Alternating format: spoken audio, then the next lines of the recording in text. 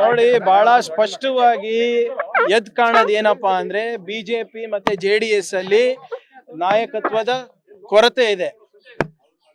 BJP ಅವರಿಗೆ ಮತ್ತೆ JDS ಅವರಿಗೆ ಅವರ ನಾಯಕತ್ವದಲ್ಲಿ ನಂಬಿಕೆ ಇಲ್ಲ. ಇವತ್ತು ನಮ್ಮ ಜನಪರ ಯೋಜನೆಗಳನ್ನ ನೋಡಿ, ಗ್ಯಾರಂಟಿ ಯೋಜನೆಗಳನ್ನ ನೋಡಿ, ಯಾವ ರೀತಿ ಒಂದು ಕುಟುಂಬಕ್ಕೆ ಒಂದು ಆರ್ಥಿಕ ಸ್ಥಿರತೆ ಮತ್ತು ಒಂದು ಸ್ವಾಭಿಮಾನದ ಬದುಕನ್ನ ಕೊಡ್ತಾ ಇರೋದನ್ನ ನೋಡಿ ಇವತ್ತು ಕೆಲವು ಶಾಸಕರು ಆತ್ಮಸಾಕ್ಷಿಯ ಮತಗಳನ್ನ ನೀಡಿದ್ದಾರೆ. ಇದು ನಮಗ್ ಕೇಳೋದಕ್ಕಿಂತ ಹೆಚ್ಚಾಗಿ ಬಿಜೆಪಿ ಮತ್ತೆ JDS ಅವರಿಗೆ ಕೇಳಬೇಕಾಗ್ತದೆ. ಯಾವ ಪಕ್ಷಗಳು ನಮ್ಮ ಬಗ್ಗೆ ದಿನಾ ಟೀಕೆ ಮಾಡ್ತಾ ಇದ್ರು, ಇವತ್ತು 11 ಮತಗಳು ನಮಗ್ ಬಿದ್ದಿದೆ ಅಂದ್ರೆ ಇದಕ್ಕೆ ಉತ್ತರ ನಾವು ಕೊಡ್ಬೇಕಾ, ಅವ್ರು ಕೊಡ್ಬೇಕಾ? ಬಹಳ ಸ್ಪಷ್ಟವಾಗಿ ವಿರೋಧ ಪಕ್ಷದ ನಾಯಕರಾದಂತ ಅಶೋಕ್ ಅವರ ಬಿಜೆಪಿ ಪಕ್ಷದ ರಾಜ್ಯಾಧ್ಯಕ್ಷರಾದ ವಿಜೇಂದ್ರ ಅವರ ನಾಯಕತ್ವವನ್ನ ಸ್ವತಃ ಬಿಜೆಪಿ ಅವರು ತಿರಸ್ಕಾರ ಮಾಡಿದ್ದಾರೆ. ಮತ್ತೆ ಎರಡೂ ಪಕ್ಷದ ಮೈತ್ರಿ ಏನಿದೆ ಅದನ್ನೂ ಕೂಡ ತಿರಸ್ಕಾರ ಇವತ್ತು JDS ಹಾಗೂ ಬಿಜೆಪಿ ಶಾಸಕರು ಮಾಡಿದ್ದಾರೆ. ಬರೋಬ್ಬರಿ 11 ಮತಗಳು ಆತ್ಮಸಾಕ್ಷಿಯ ಮತಗಳು. ನೀವು ಗಮನಿಸಬೇಕಾಗಿರೋದು ಏನು ಅಂದ್ರೆ, ಫಸ್ಟ್ ರೌಂಡ್ ಅಲ್ಲೇ ಎಲ್ಲರೂ ಗೆದ್ದಿದ್ದು, ಮೊದಲನೇ ಸುತ್ತಿನಲ್ಲಿ. ಅಂದ್ರೆ ಏನ್ ತೋರಿಸುತ್ತೆ? It is an outright rejection of the leadership of Mr Ashok, Mr Vijendra and Mr Kumaraswamy. Karnataka counter ಆಯ್ತು ಅಂದ್ರೆ ಬಿಜೆಪಿ ಬೇರೆ ಬೇರೆ ರಾಜ್ಯಗಳಲ್ಲಿ ಹಿಂಗೆ ಬೇರೆ ಪಕ್ಷದ ಶಾಸಕರು ಇರ್ಬೋದು, ಬೇರೆ ಬೇರೆಯವ್ರನ್ನ ಸೆಳೀತಾ ಇದ್ರು. ಕರ್ನಾಟಕದಲ್ಲಿ ನೋಡಿ, ನಾವು ಯಾರಿಗೂ ಸೆಳೆದಿಲ್ಲ, ಏನಿಲ್ಲ. ಬಹಳ ಸ್ಪಷ್ಟವಾಗಿ ನಮ್ಮ ಮುಖ್ಯಮಂತ್ರಿಗಳು ಮತ್ತೆ ನಮ್ಮ ಪಕ್ಷದ ಅಧ್ಯಕ್ಷರು ಹೇಳಿದ್ದಾರೆ, ನಾವು ಯಾವುದೇ ರೀತಿಯಾದಂತ ಅನ್ಕಾನ್ಸ್ಟಿಟ್ಯೂಷನಲ್ ಮೀನ್ಸ್ ಮುಖಾಂತರ ನಾವು ಚುನಾವಣೆ ಗೆದ್ದಿಲ್ಲ, ನಾವು ಗೆಲ್ಲಕ್ಕೂ ಹೋಗೋದಿಲ್ಲ. ಈಗ ಅವರೇ ಸ್ವಪ್ರೇರಣೆಯಿಂದ ಬಂದಾಗ ಅವ್ರು ಹಾಕಿರ್ತಾರೆ, ಇದು ಸೀಕ್ರೆಟ್ ಬ್ಯಾಲೆಟ್. ನೀವು ಎಲ್ಲಾನು ಕೂಡ ನೀವೇ ನೋಡಿದೀರಾ, ಲೈವ್ ನೋಡಿದೀರಾ.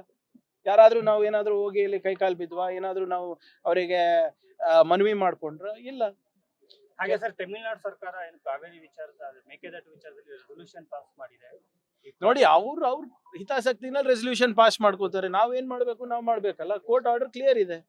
ವಿ ಆರ್ ಮಿಯರ್ಲಿ, ಈಗ ನಾವು ಅವ್ರ ಪಾಲಿನ ನೀರನ್ನ ನಾವು ಕಸ್ಕೋತಾ ಇದೀವಿ ಅಂದ್ರೆ ಅವರು ಏನಾದ್ರೂ ಏನು ಆಕ್ಷೇಪ ವ್ಯಕ್ತಪಡಿಸ್ಲಿ. ಎಕ್ಸಸ್ ಏನಿದೆ ಹೋಗ್ತಾ ಇದೆ ಅದನ್ನ ನಾವು ಸಂಗ್ರಹಣೆ ಮಾಡಿ ನಮ್ಮ ಜನರಿಗೆ ಅನುಕೂಲ ಆಗ್ಬೇಕು, ಬೆಂಗಳೂರಿಗೆ ಅನುಕೂಲ ಆಗ್ಬೇಕು, ಅಲ್ಲಿ ಸ್ಥಳೀಯ ಜಿಲ್ಲೆಗಳಿಗೆ ಜನರಿಗೆ ಅನುಕೂಲ ಆಗ್ಬೇಕು ಅಂತ ಮಾಡ್ತಾ ಇರೋದು. ಅಂಡ್ ಕೋರ್ಟ್ ನಲ್ಲಿ ಕ್ಲಿಯರ್ ಆಗಿದೆ, ಯಾರಿಗೂ ಅನ್ಯಾಯ ಆಗ್ಲಾರ್ದಂಗೆ ನಾವು ನೋಡ್ಕೋತೀವಿ. ಮಾಡ್ಲಿ, ವಾಟ್ ಎವರ್ ಇಟ್ ಈಸ್. ನೋಡಿ, ನನ್ ಜವಾಬ್ದಾರಿ ಏನು? ನಮ್ಮ ರಾಜ್ಯದ ಹಿತಾಸಕ್ತಿ ಕಾಪಾಡೋದು. ಅವ್ರದ್ದು ಅವ್ರ ರಾಜ್ಯದ ಅದೇನಿದೆ ಆಗ್ಲೇ ಕೋರ್ಟ್ ಅಲ್ಲಿ ತೀರ್ಪು ಬಂದಿದೆ. ಇವ್ರು ಇನ್ನ ಏನ್ ಮುಂದೆ ಮಾಡ್ತಾರೆ, we are also ready for it. ನಿಮ್ದು ಎಕ್ಸ್ಪೆಕ್ಟೇಷನ್ ಜಾಸ್ತಿ ಇದೆ ಬಿಜೆಪಿ ಅವ್ರ ಕಡೆಯಿಂದ. 12 ವರ್ಷ ಆಯ್ತು ಸ್ವಾಮಿ, ಒಂದ್ಸರಿಯಾನ ಯಾವ್ದಾದ್ರು ಕರ್ನಾಟಕದ ಬಗ್ಗೆ, ಕನ್ನಡಿಗರ ಬಗ್ಗೆ ಧ್ವನಿ ಎತ್ತಿದಾರ? ನನಗಂತೂ ಯಾವುದೇ ಎಕ್ಸ್ಪೆಕ್ಟೇಷನ್ ಇಲ್ಲ. ನೀವ್ ಯಾಕೆ ಇನ್ನ ಇಟ್ಕೊಂಡಿದ್ರ ನನ್ಗೆ ಗೊತ್ತಿಲ್ಲ. ಅವರಷ್ಟು ಅಸಮರ್ಥ ನಾಯಕತ್ವ ಇಡೀ ದೇಶದಲ್ಲೇ ನಾನು ನೋಡಿಲ್ಲ. ನಮ್ಮ ರಾಜ್ಯ ಬಿಜೆಪಿ ಎಂಪಿಗಳು ಏನ್ ಮಾಡ್ತಾರೆ, ಈಗ ನಿಮ್ಮ BMRC ಅಲ್ದು ದರ ಏರಿಕೆ ಆದಾಗ ಯಾವ ರೀತಿ ಬಂದು ಪ್ರತಿಭಟನೆ ಮಾಡ್ತಾರೆ, ಬಾಲೇಶ ತರ ಹೇಳಿಕೆ ಕೊಡ್ತಾರೆ. ಏನ್ ಬರೇ ನಮ್ದು ಒಂದೇ ಜವಾಬ್ದಾರಿನಾ? ಸೊ ಇವೆಲ್ಲಾನು I have no hopes and zero expectations from the members of parliament of BJP. ನಮ್ಮ ಮೀಡಿಯಾ ಫ್ರೆಂಡ್ಸಿಗೆ ಇನ್ನ ಯಾಕಿದೆ ಅಂತ ನನಗೆ ಗೊತ್ತಾಗ್ತಿಲ್ಲ ಸರ್. ಕಲಬುರಗಿಲಿ ಕಾನ್ಸ್ಟೇಬಲ್ ಮತ್ತೆ PSI ಅಕ್ಕಿ ವಿಚಾರದಲ್ಲಿ ಲಂಚ ತಗೊಳ್ಬೇಕಾದ್ರೆ ಈಗ ನೋಡಿ, ಇವ್ರೆ ಎಲ್ಲಾ ಇಲಾಖೆನಲ್ಲಿ ಹಲವಾರು ವ್ಯವಸ್ಥೆಗಳಲ್ಲಿ ಇಂಥವು ಇದ್ದೇ ಇರ್ತಾರೆ ಒಂದೆರಡು. ಈಗ ಅವರು ರೆಡ್ ಹ್ಯಾಂಡ್ ಆಗಿ ಸಿಕ್ಕಾಕೊಂಡಿದ್ದಾರೆ ಅಂದ್ರೆ ವಿ ವಿಲ್ ಟೇಕ್ ಆಕ್ಷನ್. ಇಂಥವ್ರೆಲ್ಲ ರೆಕಮೆಂಡೇಶನ್ ಯಾರು ಮಾಡೋದು? ನಮ್ಮ MLAಗಳೇ ಮಾಡಿರ್ತಾರೆ, ನಾವೇ ಕಳಿಸಿರ್ತೀವಿ. ಏನು ನಮ್ಮ ಕಡೆ ಆಗಿರುವಂಥ ಲೋಪಗಳನ್ನ ನಾವು ತಿದ್ಕೋಬೇಕಾಗ್ತದೆ. ನಾವೇನ್ ನಮ್ದು ನಿರೀಕ್ಷೆ ಏನಿರ್ತದೆ, ನಾವು ಒಬ್ರು ಯಾರಿಗೋ ಅಲ್ಲಿ ಹಾಕಿದ್ರೆ ನಮ್ಮ ಜಿಲ್ಲೆಗಳಿಗೆ, ನಮ್ಮ ತಾಲೂಕಿಗೆ ಪ್ರಾಮಾಣಿಕವಾಗಿ ಕೆಲಸ ಮಾಡ್ತಾರ ಅಂತ. ಈಗ ಯಾರ್ಯಾರ ಗುಣ ಹೆಂಗಿರುತ್ತೆ ಅಂತ ಹೆಂಗ್ ಗೊತ್ತಾಗ್ತದೆ ನಮ್ಗೆ? ಇಂಥ ಪ್ರಕರಣ ಬಂದಾಗೆ ಗೊತ್ತಾಗ್ತದೆ. But will deal with it very strictly. KPCC ಅಧ್ಯಕ್ಷರು ಮತ್ತು CM DK ಶಿವಕುಮಾರ್ ಅವರಿಗೆ ಮೊದಲ ಪ್ರಯತ್ನದ ಚುನಾವಣೆಯಲ್ಲಿ ಗೆದ್ದಿದ್ದಾರೆ.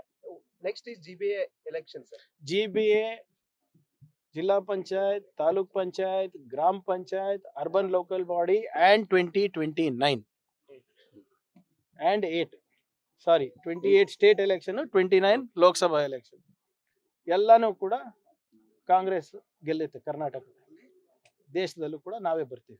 ಸರ್, ಇವತ್ತು ಗ್ಯಾರಂಟಿ ಪರಿಶೀಲನಾ ಸಭೆ ಇದೆ, ಇವತ್ತು ಏನಾದ್ರು ರೂಪುರೇಷೆ ಕೊಡ್ತಾರ ಸರ್? ಇಲ್ಲ, ಬಹಳ ಸ್ಪಷ್ಟವಾಗಿ ಮಾನ್ಯ ಮುಖ್ಯಮಂತ್ರಿಗಳು ಹೇಳಿದ್ದಾರೆ, ಅನರ್ಹರು ಯಾರಿದ್ದಾರೆ ಅವರಿಗೆ ಹೋಗಬಾರ್ದು. ಸಾಕಷ್ಟು ಲೋಪಗಳಿದೆ, ಅದನ್ನ ತಾಂತ್ರಿಕವಾಗಿ ಹೇಗೆ ನಿವಾರಣೆ ಮಾಡಬಹುದು ಅಂತ. ಈಗ ನಮ್ಮ ಗ್ಯಾರಂಟಿ ಸಮಿತಿ ಅಧ್ಯಕ್ಷರು ರೇವಣ್ಣ ಅವರಿರ್ಬೋದು, ಉಪಾಧ್ಯಕ್ಷರಾದ ನಮ್ಮ ದಿನೇಶ್ ಗುಳಿಗೌಡ ಅವರಿರ್ಬೋದು, ಕೆಲವು ಅಂಕಿಅಂಶಗಳನ್ನ ಕೊಟ್ಟಿದ್ದಾರೆ. ಈಗ ನೀವೇ ಹೇಳಿ, ಸರ್ಕಾರದ ಬೊಕ್ಕಸೆಗೆ ಏನ್ ನಷ್ಟ ಆಗ್ತಾ ಇದೆ ಅದು ತಡೆಯೋದು ನಮ್ಮ ಆದ್ಯ ಕರ್ತವ್ಯ ಅಲ್ಲ. ಈಗ ಯಾರಿಗೆ ಸಿಗ್ತಾ ಇಲ್ಲ ಅವರಿಗೆ ಕೊಡಿಸ್ಬೇಕು, ಯಾರು ಅನರ್ಹರಿದೆ ಅವ್ರಿಗೆ ತೆಗಿಬೇಕು. ಈ ಮೃತಪಟ್ಟವರಿಗೂ ಹೋಗ್ತಾ ಇದೆ. ಈಗ ನಾವು ಮೆಕ್ಯಾನಿಸಮ್ನ ಇವಾಲ್ವ್ ಮಾಡ್ಬೇಕಲ್ಲ ತಾಂತ್ರಿಕವಾಗಿ. 2 ತಿಂಗಳಿಗೋ 3 ತಿಂಗಳಿಗೋ ನಾವು ಅಲ್ಲಿ PDO ಮುಖಾಂತರ, ವಿಲೇಜ್ ಅಕೌಂಟೆಂಟ್ ಮುಖಾಂತರ ಅಥವಾ ತಹಸೀಲ್ದಾರ್ ಮುಖಾಂತರ ಇಷ್ಟು ಜನ ತೀರೋಗಿದ್ದಾರೆ, ಇವ್ರ ಆದ್ರೂ ಕೂಡ ಇವ್ರ ಬ್ಯಾಂಕ್ ಅಕೌಂಟಿಗೆ ಜಮೆ ಆಗ್ತಾ ಇದೆ ಅಂತ ನಾವು ಒಂದು ಮೆಕ್ಯಾನಿಸಮ್ ಡೆವಲಪ್ ಮಾಡ್ಬೇಕಲ್ಲ. ಸೊ ಅದ್ರ ಬಗ್ಗೆ ಚರ್ಚೆ ನಡೀತಾ ಇದೆ. ಮತ್ತೆ ಇನ್ನ ಹೆಚ್ಚು ರೀತಿಯಿಂದ ಹೇಗೆ ನಾವು ನಮ್ಮ ಸರ್ಕಾರದ ಏನು ಸಿಟಿಸನ್ ಸರ್ವಿಸಸ್ ಡೆಲಿವರಿ ಸಿಸ್ಟಮ್ ಇದೆ ಅದನ್ನ ಚುರುಕುಗೊಳಿಸಬೇಕು ಅಂತ ಮುಖ್ಯಮಂತ್ರಿಗಳು ಎಲ್ಲರಿಗೂ ಕರೆದಿದ್ದಾರೆ. ಈ ಗವರ್ನೆನ್ಸ್ಗೂ ಕರೆದಿದ್ದಾರೆ ಅದಕ್ಕೆ. So we will evolve a mechanism in the next 1 or 2 months. Thank you. Latest ಹಾಗೂ ಇಂಟ್ರೆಸ್ಟಿಂಗ್ ಸುದ್ದಿಗಳಿಗಾಗಿ ಬಾಸ್ ಟಿವಿ ಕನ್ನಡ ಚಾನೆಲ್ನ ಸಬ್ಸ್ಕ್ರೈಬ್ ಮಾಡಿ. ಹಾಗೆಯೇ ಬೆಲ್ ಐಕಾನ್ ಪ್ರೆಸ್ ಮಾಡಿ. ಇದರ ಜೊತೆಗೆ ಫೇಸ್ಬುಕ್, ಇನ್ಸ್ಟಾಗ್ರಾಮ್, ಎಕ್ಸ್ನಲ್ಲೂ ಮಿಸ್ ಮಾಡದೆ ಫಾಲೋ ಮಾಡಿ.